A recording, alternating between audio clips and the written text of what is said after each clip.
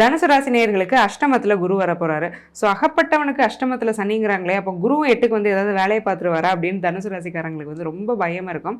8ஆம் இடத்துக்கு வரக்கூடிய ஒரு சுப கிரகம் அது கொடுக்குற மாதிரி அதிர்ஷ்டத்தை யாராலையும் கொடுக்க முடியாது. லாட்ரி சில பேருக்கு விழுதுன்னு கேள்விப்படுறோம்ல. ஸோ ஷேர் மார்க்கெட்டில் இவ்வளோ பணம் போட்டேன், இவ்வளோ பெரிய பணம் கிடச்சிருக்கு. ஸோ ஒரு 100 ரூபாய்க்கு ஒரு லாட்ரி டிக்கெட் வாங்கினேன், 10 கோடி விழுது இல்லையா? நம்ம பேர்கள்லாம் பார்க்குறோம் நியூஸில். அவங்களுக்குலாம் 8ஆம் இடத்துல உச்ச கிரகங்கள் சுப கிரகங்களாக இருக்கும். ஸோ அந்த மாதிரியான ஒரு லக் அப்படிங்கிறது தனுசு ராசிக்காரங்களுக்கு 12 வருடத்துக்கு அப்புறம் வந்திருக்கு.